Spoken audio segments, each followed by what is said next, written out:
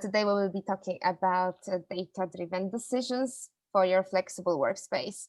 And actually, it's a very special webinar because we have two great operators today, and I will introduce in a second, but as well two founders of the data focused solution, which is also great. So you will be able to understand their view. And again, I really encourage you to after this call to connect with them. They would be happy to share their ideas, talk with you on LinkedIn, specifically on LinkedIn. To be honest, Sarah, I couldn't find you on LinkedIn, so we need to connect there. I think we are not connected there as yet, but now you are not on LinkedIn because I couldn't find you. Okay, so Sarah, if you want to connect with people, I don't know if you guys as well, maybe you want to share your email as an example in the chat. So if someone wants to follow up with some questions, they can just reach out to you directly and ask you questions. I see people are joining. So when we are waiting, can you let us know, all of you who are joining the webinar, where are you actually connecting from? I'm connecting from London, but we have also participants from the US. Lindsay, where are you connecting from? From which city? Yeah, I'm in Boulder, Colorado. Okay, lovely. I would love to see Colorado, actually. I have seen the pictures. It looks really lovely. We'll take you anytime. Oh, hopefully once it is all over, we can travel again.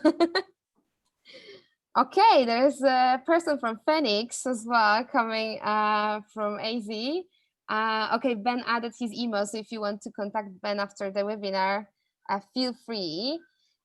Also letting you know that if you have some questions, the best way would be to add those questions in the Q&A section at the bottom of the screen. So when you look at your Zoom call, on the bottom, there will be a Q&A section where you can basically add some questions directly to the panelists. Okay, we have also Cologne in Germany, co-working for you.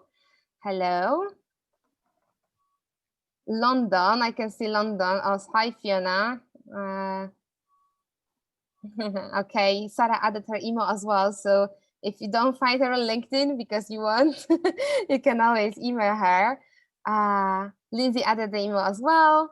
Fantastic. There's someone coming from Tulsa. Oh, actually, Sarah. Hi, Sarah. I hope you will enjoy this. Austin, Texas. Yeah, Boulder, Colorado as well, you know. Lindsay, your folks are here. So fantastic. From Colombia as well, Carlos is from Medellin in Colombia. So that's lovely. We were talking with Sarah that maybe she can mention some metrics in Spanish because Utopicus is actually based in Spain. Olga from Puerto Rico as well, Alvin in New York. Fantastic. Okay, so we do have participants from all over the world, really. So far, not from Asia. No one was sacrificing their night to join the webinar, but it's okay. All right. All right, fantastic. So, okay, I think we are quite here. If someone will join a bit later, then they can join there as well, a bit later in our chat. Yeah, a couple of people from US, that's great. We have Milwaukee, Barcelona as well.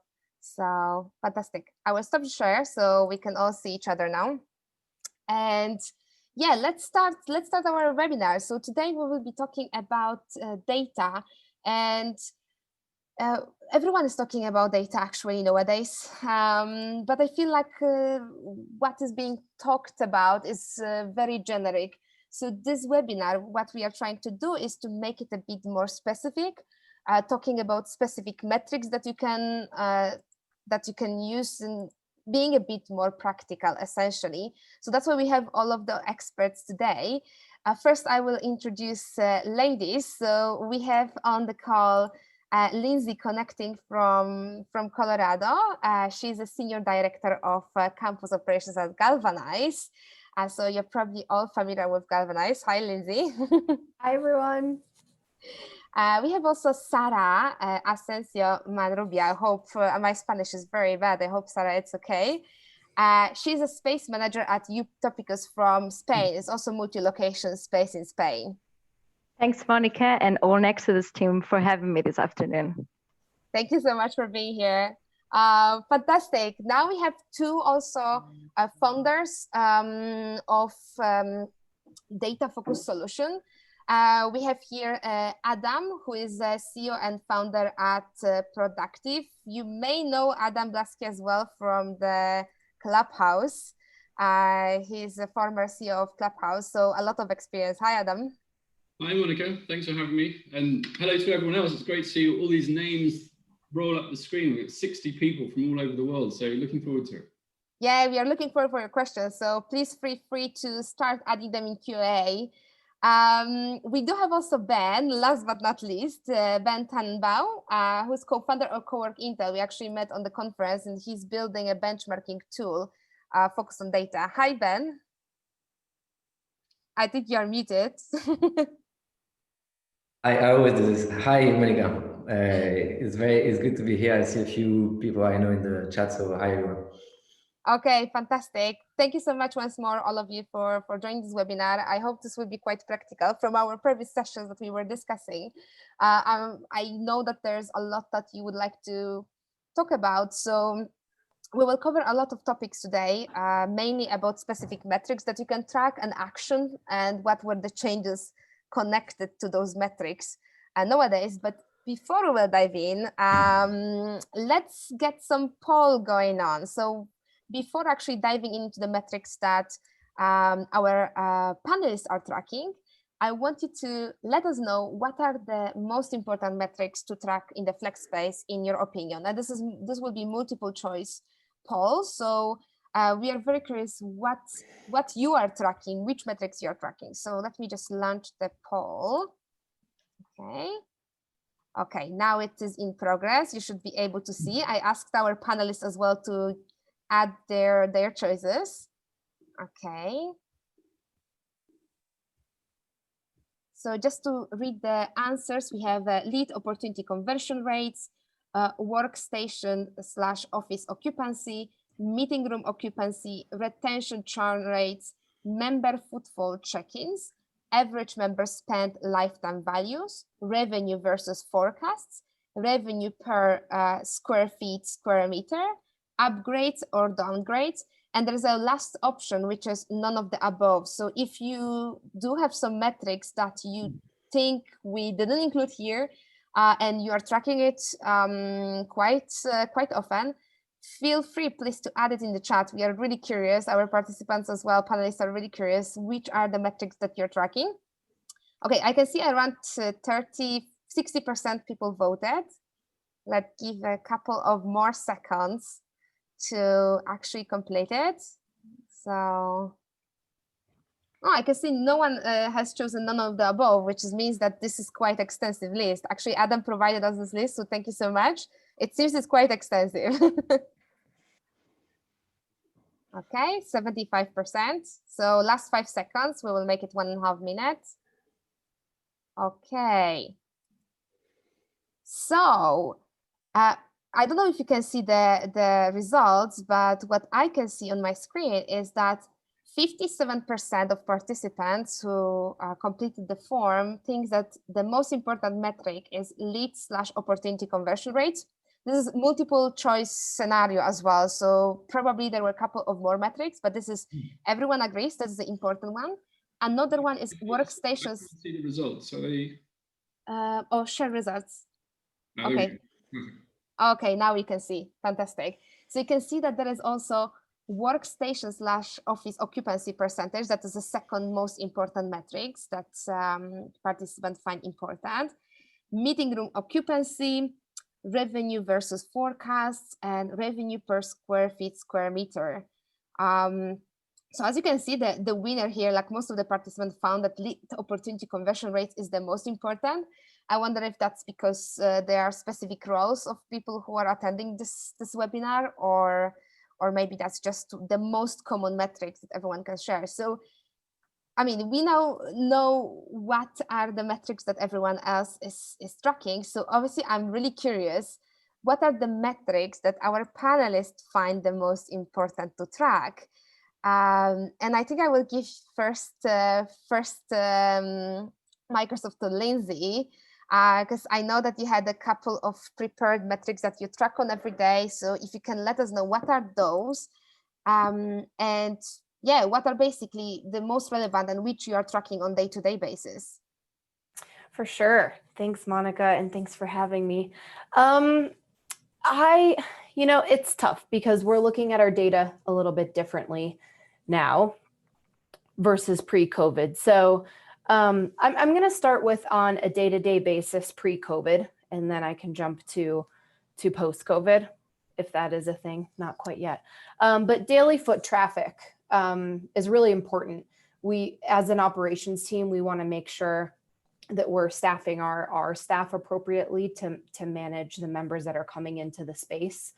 It also helps us to fully understand and grasp the conference room usage to make sure that every member is having a fair chance at the amount of time in the conference rooms. So that's really important.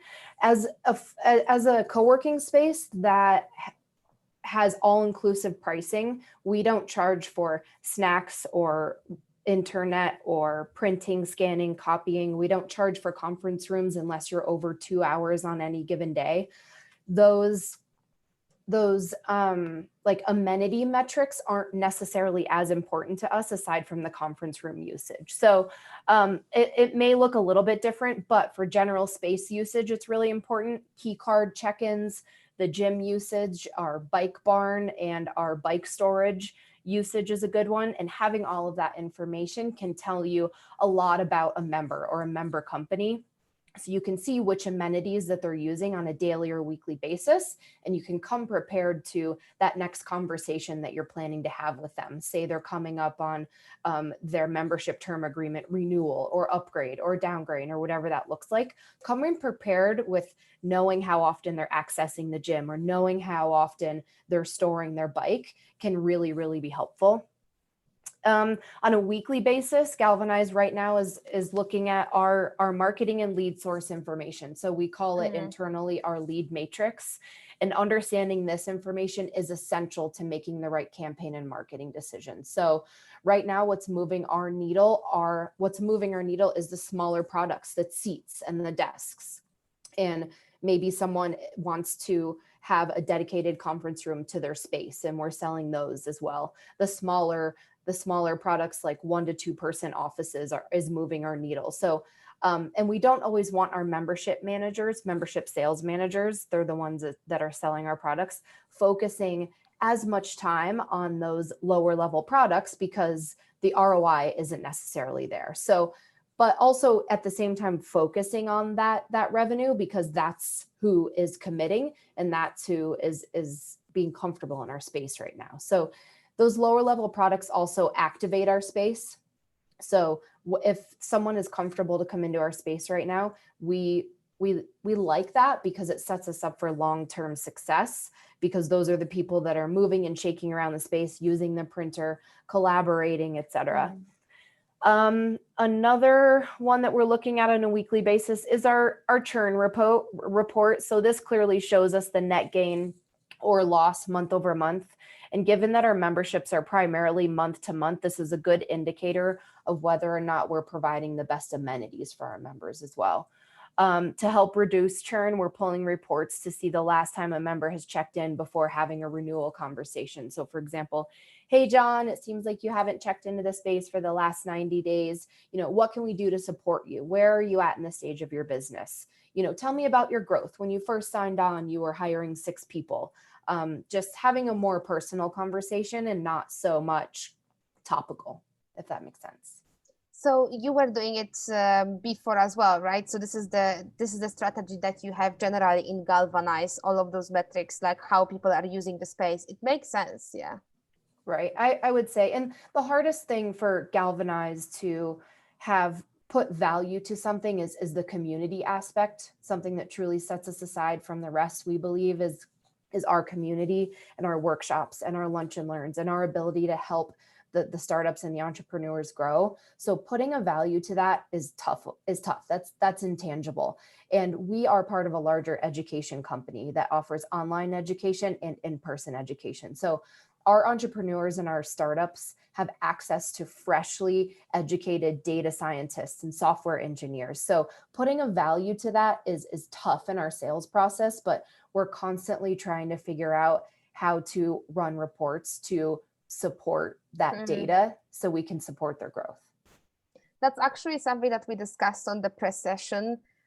So what I have seen some spaces doing is essentially checking what's the revenue growth of their own members, because essentially, especially if you are focused on this incubator type of business or business hub, your ultimate goal is for those your own members to grow. So as you say, and kind of employees, right? So this is something that you're checking already. So more they hire, you probably can suspect that, okay, so they actually grow with me.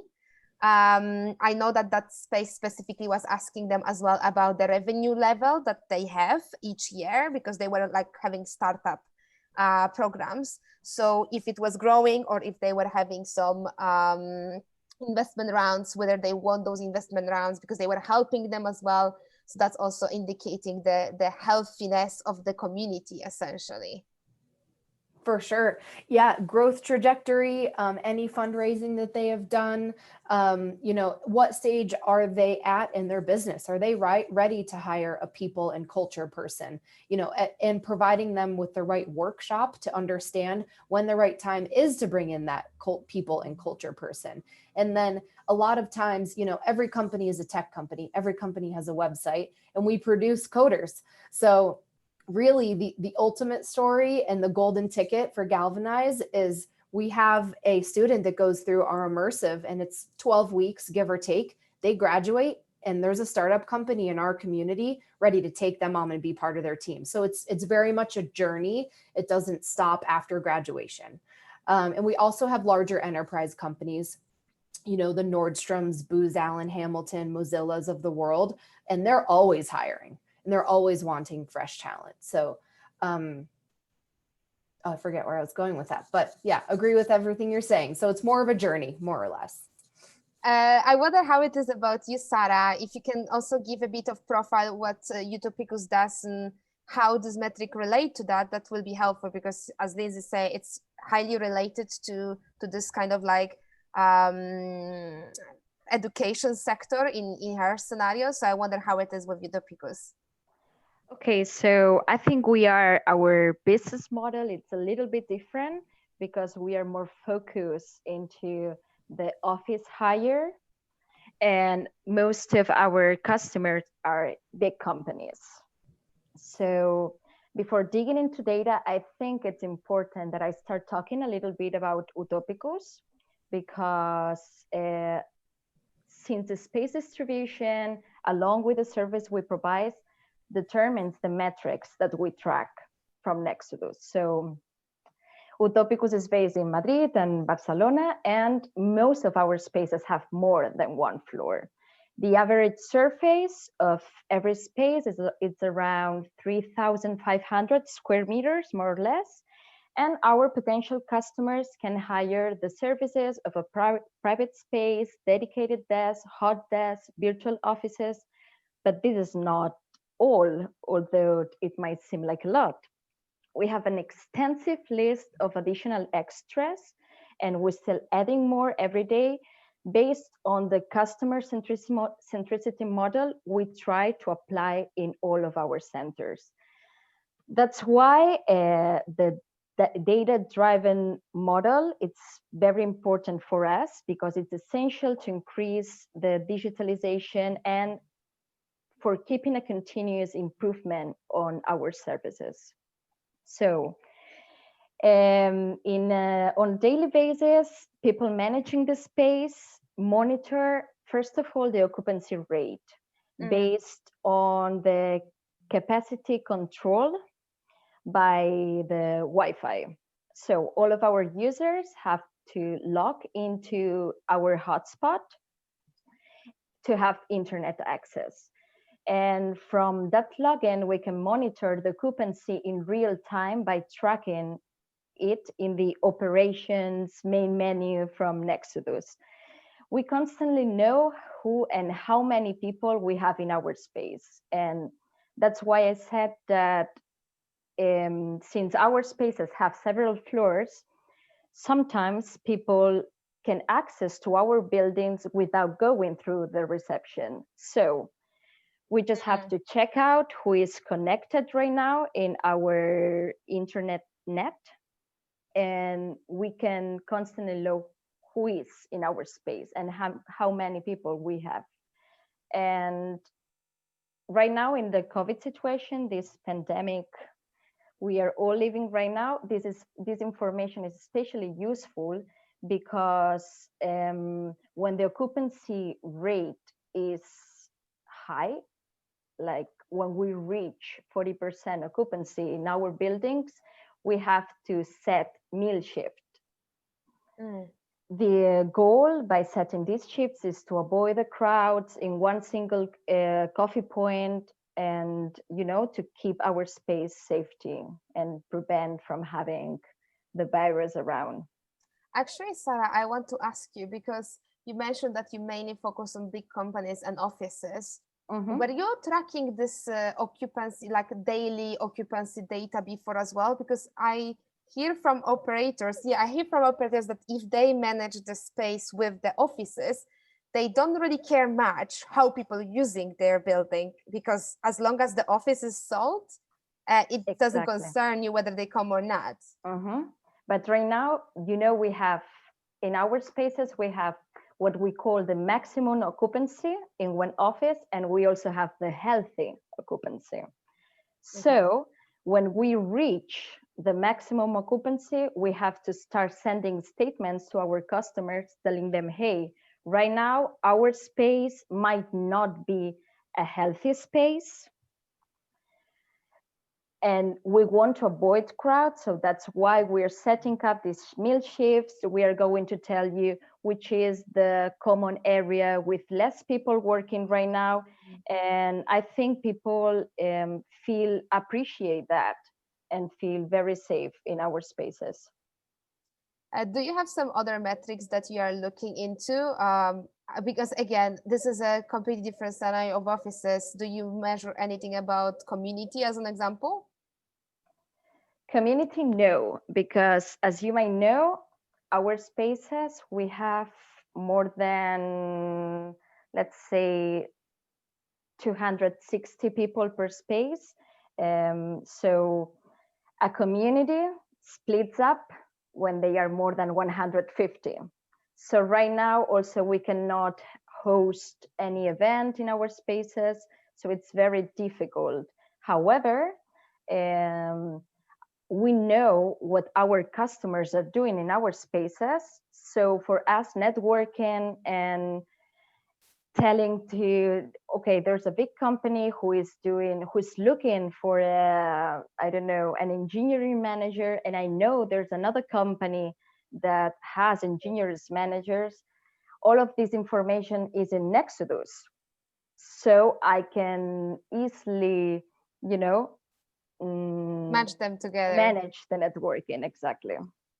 All right, fantastic. I think we will be coming back to the metrics as well, but I'm sure that Adam wants to comment on whatever Lindsay, Sarah mentioned, and as well on his view, essentially looking at the general view of the industry.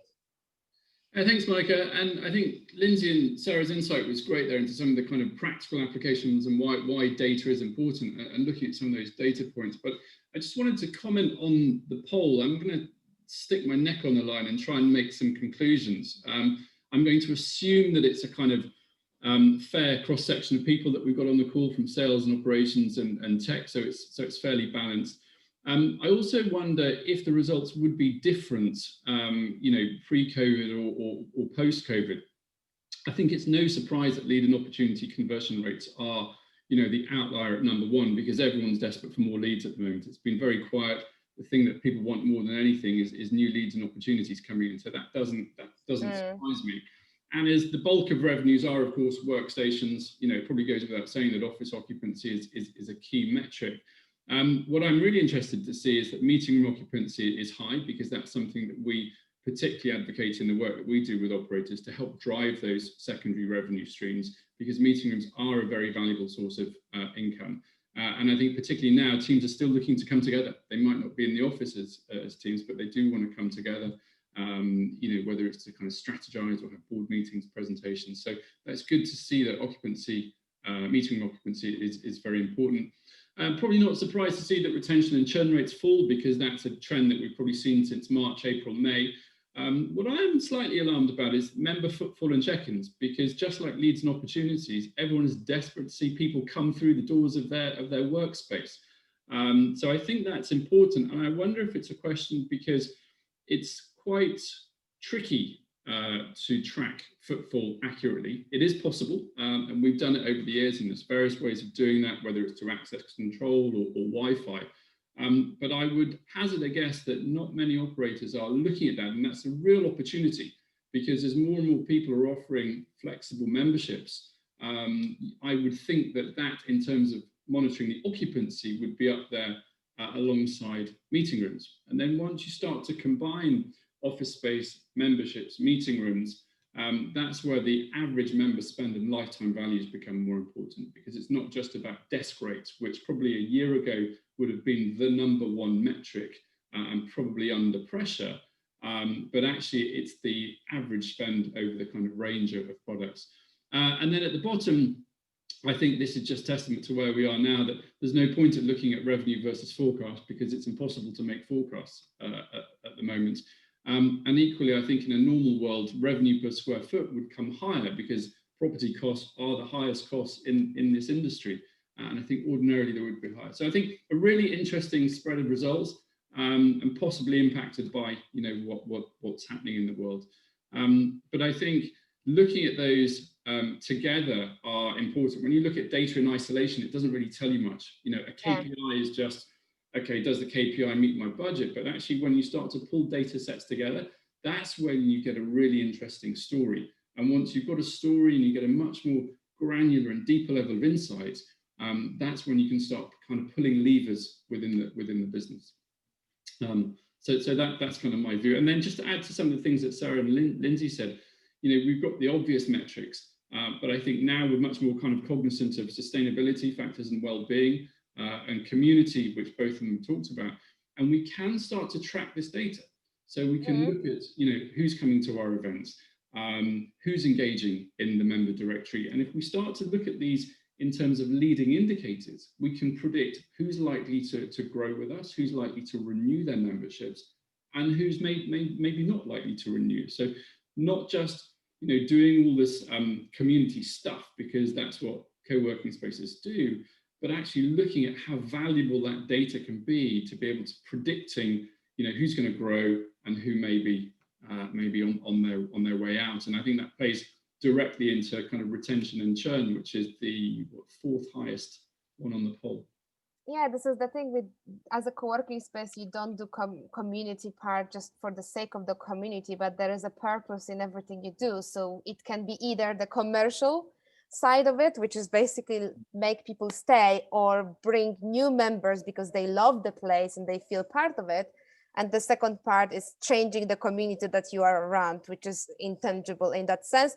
Or as we discussed, there are different ways of measuring it, which maybe doesn't come to you at the first moment because it's not connected directly to money, but you can measure absolutely a lot of things as long as you can find relevant metrics, even like the qualitative, right? As long as you can find this comparison of how it was before and how is it now and how it will be in the future. Yeah, I agree with that. I think if you're doing something, it's important to track it, because otherwise you've got no idea of the ROI, and we spend a lot of time creating communities and creating content. So it's very important to track, what's resonating and what's not. And there are, of course, ways of ways of doing it. And I think it's important as well, if you've got that customer journey set out, that you really think about how the technology is aligned, because the data we get out is only as good as how we capture the data. And so I think that's really important to make kind of objective and truly informed decisions. I think we will dive into what kind of actions you take also every day. We mentioned it a bit already, what kind of actions you can do based on this data. But I'm really curious about also Ben's perspective, because I mean, Ben, if you can let us know as well what your tool exactly does. So based on that, what metrics you think people need to track, because I think from your tool perspective is also quite interesting. Yeah, sure. So yeah, so that was very interesting what I've heard just now. To put a bit of context, I'm a founder at COWORKING Webinar. Essentially, our mission is to help co-working spaces, manage their space and grow by outsourcing as much as they can in terms of market intelligence and market analysis. So we're basically a third party in the middle of the industry, gathering the data that we feel is kind of helping the co-working spaces, and we package this in kind of easy to use dashboard that the spaces can use so that they can save time. Really, that's what we do. So we try and help the space save time on understanding the market around them, really. And we have various tools for this. One of the main one is called the ComSet. So it's a tool that comes from the hospitality sector, where essentially by pulling data from different sources, we enable one space, one location, to have accurate data on the market around the space, and in particular on things like occupancy and revenue per desk. So that's our mission. And I'll add to all the interesting things that have been said. I just want to ask a question about the survey results, just to make sure I understand. The results are not ordered by numbers, right? They are ordered as the answers were presented. So actually the top is not necessarily the most common answer, right? So, okay, so basically the revenue metrics are right up there, really, even though they appear at the bottom. So that's quite interesting. I think I'll add two things to what has been said. I'll add something that might be a bit surprising coming from a data company, but which I think is true, which is that too much data is not good for you. There's a very common and known phenomenon, which is that you have a lot of noise, and both in terms of accuracy, but also I think in terms of emotions. If you look too much at the data, it's not going to give you a clear picture, because some trends take some time to emerge, and also it's going to maybe make you more agitated than you should be. So I think too much of it is not good. It's like many things. So one of our actually our mission is basically to kind of filter out the noise, and just track the relevant data and present it when we think the frequency really makes sense. And something that comes with this, for the spaces that want to have, is that we can essentially think together about what are the key changes in the market that you should really be aware of, when there's something that actually is moving, because you're focusing on your space and you don't necessarily see what's going on just around you. And then we have a system where we can basically let you know with some clear notifications, so that you don't have to dig into the detailed data. So I think it's important to look at what's around you, but ultimately you want to save time, so you want to focus on the most important, and so I think technology can help with that. So that's the first point. The other point that I think has not been touched upon yet is to not just look at the data for your space, but to look at what's around you. So that's called benchmarking or market analysis. And there are 2 points there that were mentioned. The first one, I already mentioned it, is basically that it could be useful for you to know about major changes. So for example, if the occupancy of the spaces around you, or some very large space in your city, is dropping for some reason, it's possible that they may do some more aggressive discounts, and you should probably kind of know that a little bit in advance, So those are things that could be interesting to track, and technology is really well placed to do that, because it's collecting and sending some triggers. And there's all sort of, different use case for benchmarking. For example, knowing whether the pricing of your hot desk is appropriate, the pricing of your meeting room, which can be an important source of income. It's also true for ancillary services. So what's not a desk. So for example, in the US, we see some spaces who manage to cover the entire rent with virtual offices. So that's kind of, just with that, the rent is covered and then everything is on top. So that can be a powerful tool if you are in the right location. In the US, it might work better because there's some competition between the states for hosting companies, but that's an example, and you can get access to those kind of key insights by putting the data together, which is what we're doing. I wonder, Ben, have you seen some differences because you pull this data and you benchmark across different locations? Have you seen some changes? Like, for example, have you seen the discounts that everyone discounts, for example, at this moment, the offices, like in the US, as an example? I know you have the most base in the US of users. So I wonder whether you have seen some trends in the data that you collect that you can share with us, basically. Yeah, I mean, there are some key trends. There are a global high-level trend, and there's a bit of a difference between downtown cities and suburban and secondary cities. So one thing I would mention here, by the way, is that we never show the individual level data. So I will not tell you this brand is doing that or this location is doing that, and it's actually in our system not able to see that.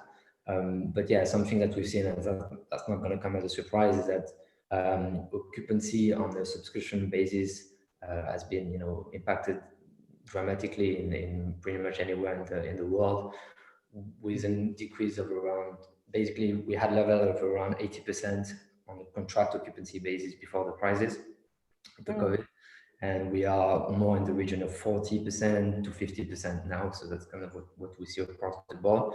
There's a difference there, as I mentioned, between downtown and secondary cities or suburban areas. So we do see some secondary cities that have held a lot better, and some of them have actually benefited from the COVID. But that's more anecdotal. The big trend is kind of 80% to 40% drop, now slightly picking up.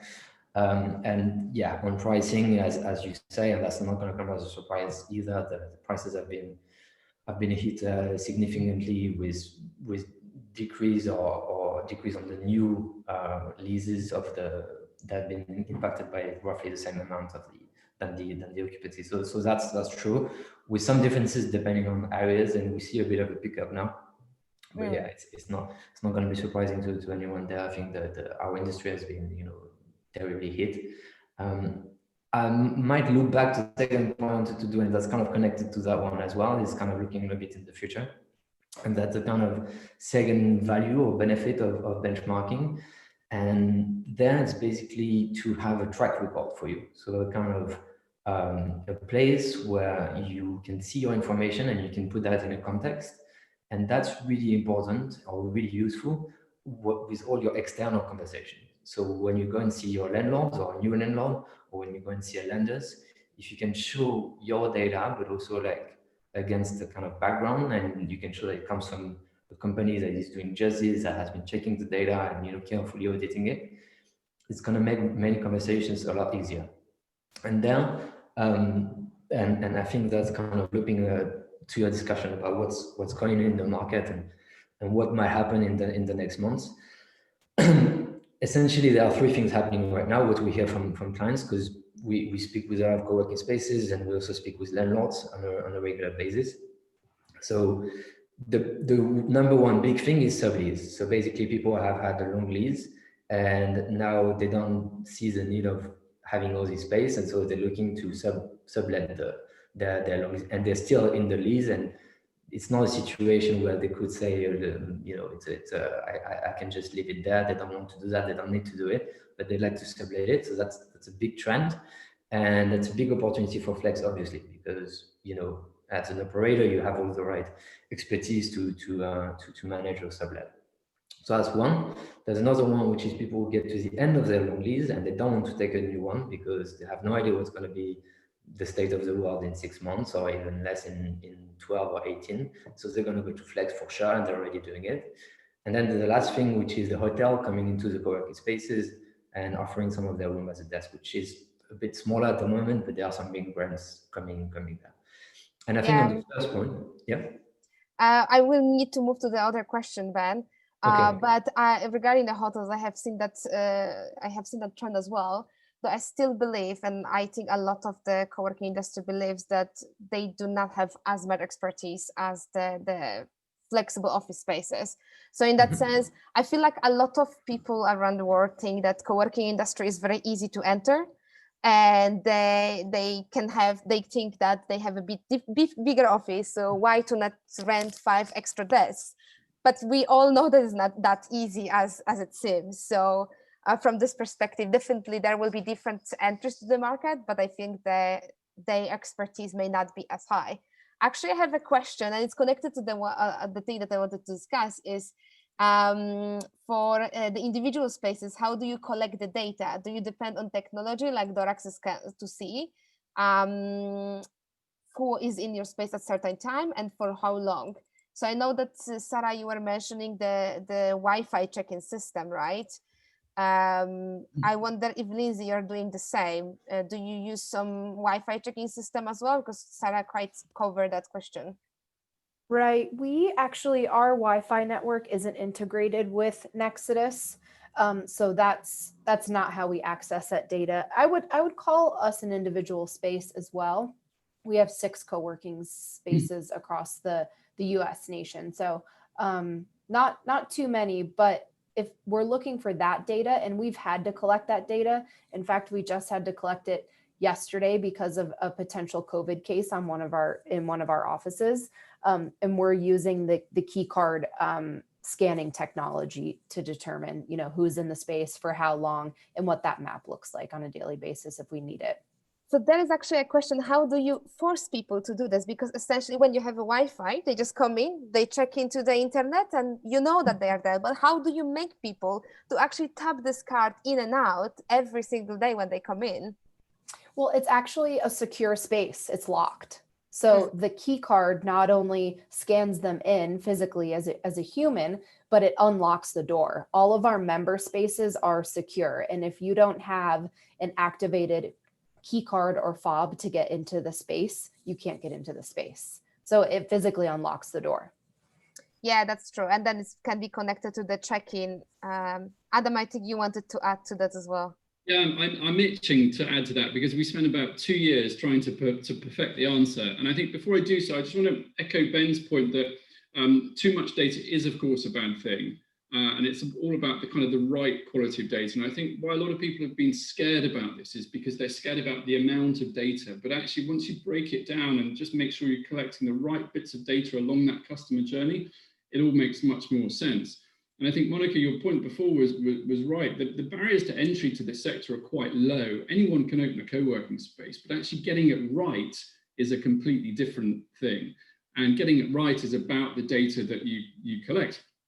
Access control is a good one. I'm less of a fan of collecting data from Wi-Fi because quite often in co-working spaces, people might pop in and out. They've got enough free data on their phone that they might not connect to a Wi-Fi network.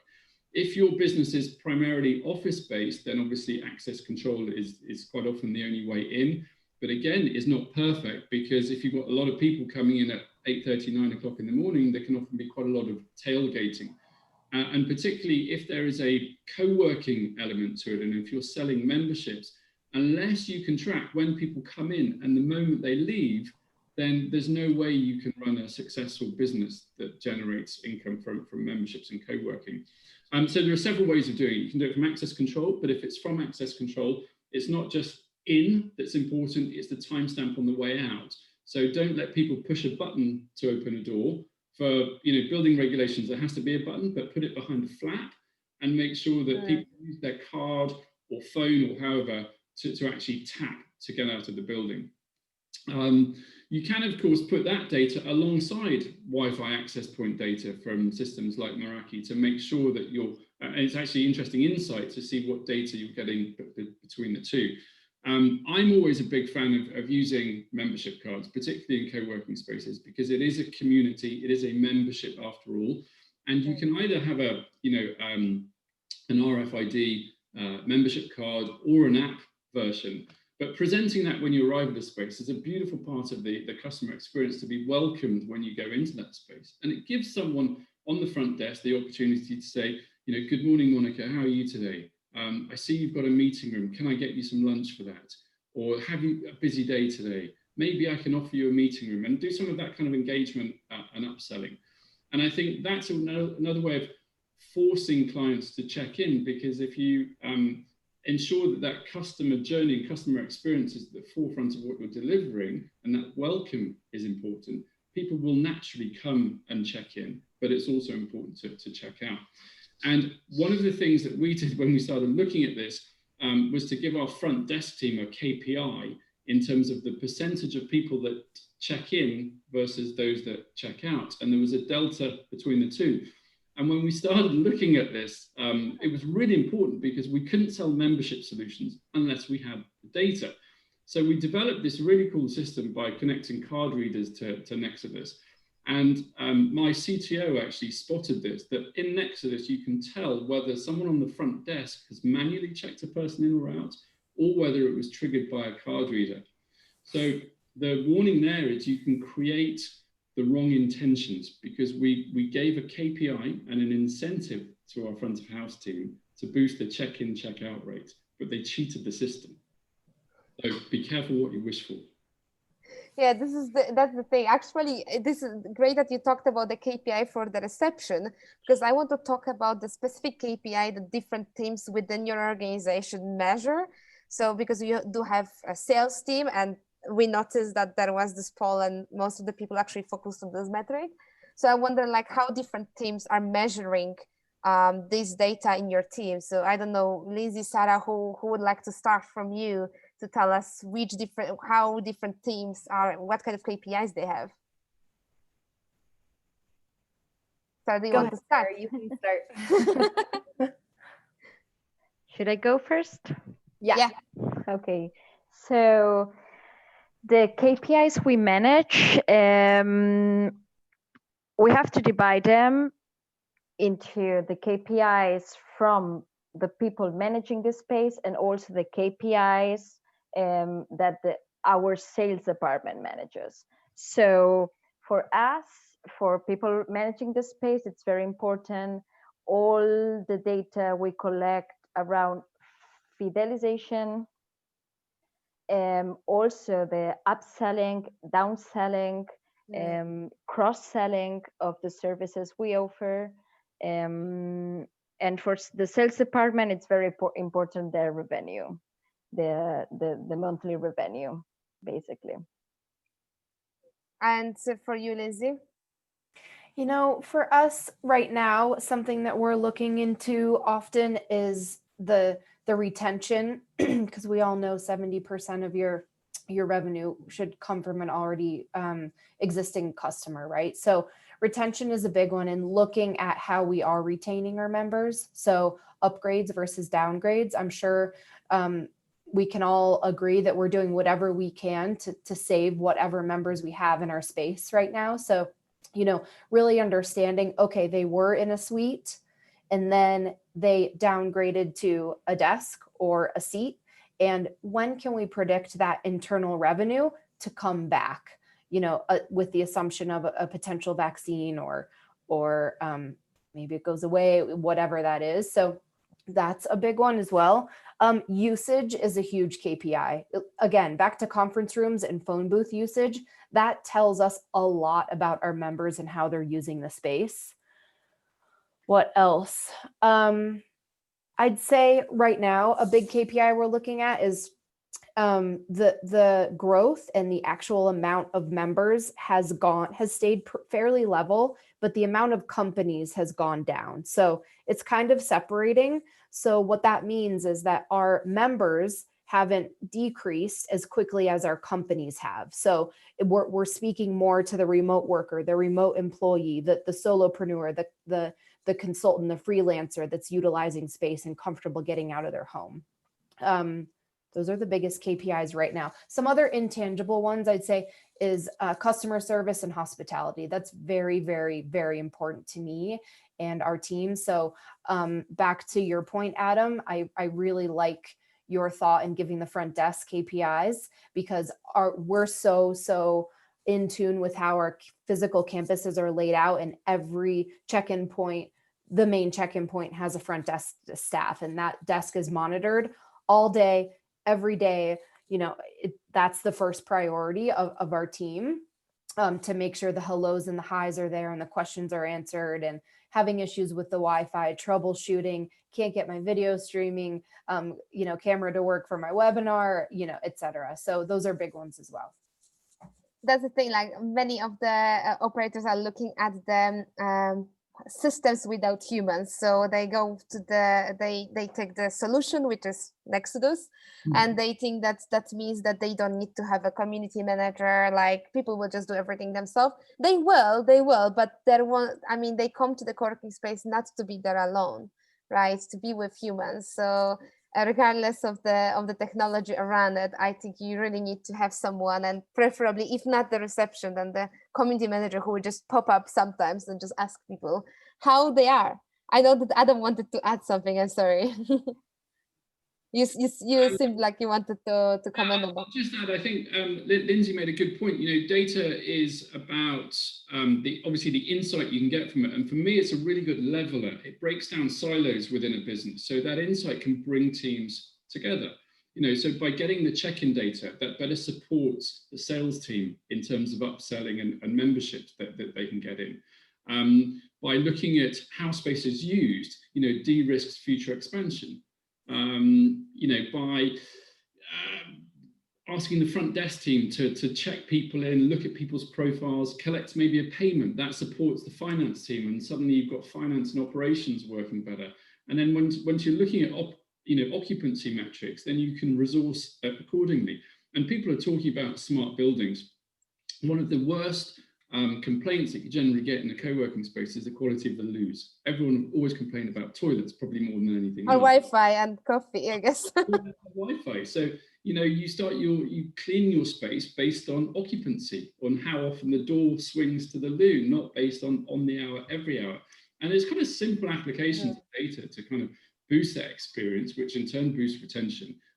But I like it how it's a leveler, and it can break down those silos. And you can use a data point to say, oh, that's what was important. And I think one of the metrics we saw earlier, you know, lead conversions, really important to get sales and marketing talking, because normally marketing and sales have an argument. Sales would say, I haven't had enough leads, but actually with the right data, marketing can turn around and say, well, you have had enough leads, why haven't you converted them? And it enables a conversation. Yeah, and this is actually something that we can check. I wonder if I can launch the second poll. Let me just see. Okay, is this the same one? Nope. Okay, I found the way. Because I don't want to ask all of the participants, including the panelists, how often do you really analyze and use this data? We are talking like, oh, not everyday users, but how actually often you sit down and analyze this data together and action it, and versus how do you plan to make use of your data? Because we were talking, like Sarah mentioned, that there is some data that they never tracked before. And they started to track it because they were kind of forced to do this by the situation and by the requirement of members. So let's see what other people to say, whether they will actually, there's less of this data, whether they will do pretty much the same or more forward. So we'll give a couple of more seconds. I have less than 50% votes. There are actually some people there's almost 20% of people in this webinar who don't analyze the data yet, and no time knowledge at the moment. So I was actually scheduling this webinar knowing that data is a scary thing for many people to look at this data. Exactly, the fact that you get so much data from many sources that it's sometimes hard to just sit down, you just don't know what to look at. Okay, so we have 50% voted. Last 5 seconds, guys, if you want to answer, then add your answer there. Okay, and I'm closing. So let me share the results. So we are talking about everyday analyzing data, but most of the people, you can see, like half are actually looking at every month, which is actually, I feel like it's good frequency. What do you think? Yeah, I think, again, echoing what Ben said before, too much data can be too much. I don't see you need to look at it kind of once a day. I think there's a balance between looking at data weekly and monthly. Weekly gives an indication, but you need to look at it over a longer period of time to see if this is a trend or a kind of blip. So monthly, I think, yeah, I echo that, but with an oversight of it every week. So what advice would you give to people who actually chosen the option that they don't analyze the data yet? Where to start, really? Where did you start analyzing data? Which metrics, essentially, maybe 1 or 2 metrics that you think they should focus on? Well, that's kind of why I set up the business that I'm in, which is to help flex space operators, understand the data and align processes with customer experience. So the first thing I'd advise to anyone is sit down and kind of map out your customer experience, see what tools are aligned. So what CRM systems do you use up front to capture leads and opportunities, whether it's Nexudus or something like Salesforce or Dynamics. And kind of map out the customer journey and map out the data points that are important, but also why are they important? Data is only important if it tells a story. But I'm happy to chat, privately. I'm just conscious of time, to anyone who's interested after the call. I have to say, I do not agree 100% with Adam regarding how often we check our data, because if you need to take actions the same day, for example, we need to check the meeting room occupancy in order to inform our cleaning staff that that room has been used and it needs to be fixed before another meeting happens.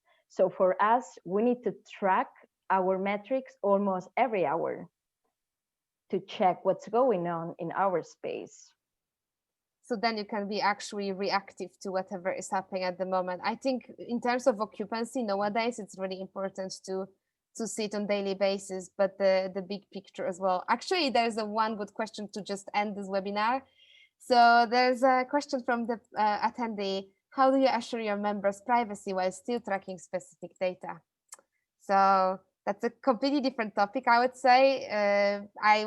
One of you, if you want to just comment on that before we end.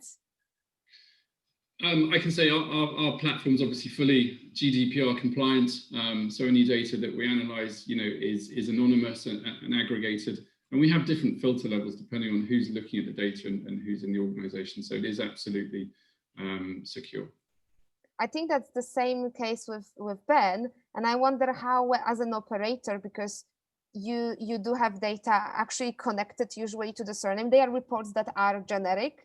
Obviously, but how do you handle the security of the data and the privacy of your members when you analyze it? Maybe I'll start by mentioning one of our partners, which is an access control company, because I think it's more sensitive with the access control data, because you've got actually the individual person, data, and you have like when they came in, when they came out, and that's like really, really sensitive. There actually has been some interesting, very big, famous legal cases about that, because some companies have like sued employees because they were like not at the right place at the right time. So this is really sensitive.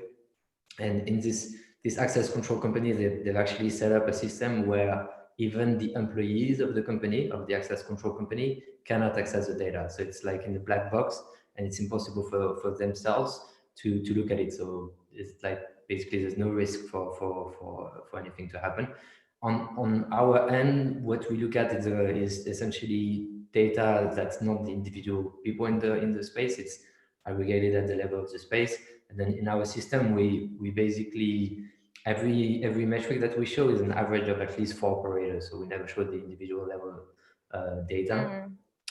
And on the question of how, which is kind of related, how do you force people? So, we don't force anyone to give data, like not at all. It's completely transparent. We explain everything, that's submitted to us. and then it's anonymized and aggregated in the system. And because obviously as an operator, you have your also, like, let's say Nexus instance or whatever system you do, and there are individuals there. And I know you're talking with the individuals about this data. Do you have, because from my perspective, I would think that you protect yourself via the terms and conditions that you have probably with your customers, where you mention what kind of data you gather and how you can use it. I wonder how, from your perspective, like as an operator, this privacy is being protected when you gather data. So, full transparency, I just messaged our IT department and confirmed that we do discard the identity of the individual devices that connect to our network on a daily basis.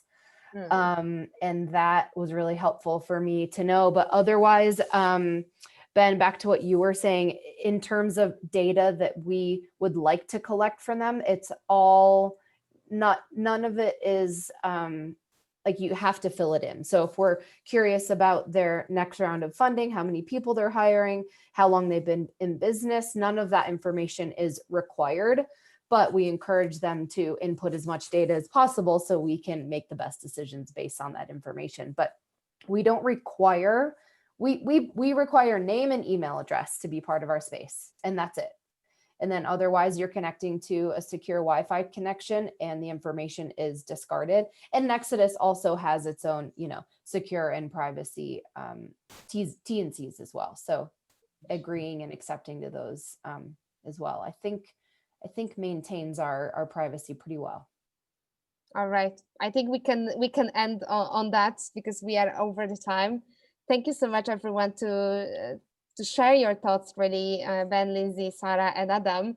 Yeah, if you want to add again your email or LinkedIn now in the chat, this is the time. So I can see people are thanking you as well. So we are all thanking you for sharing the information.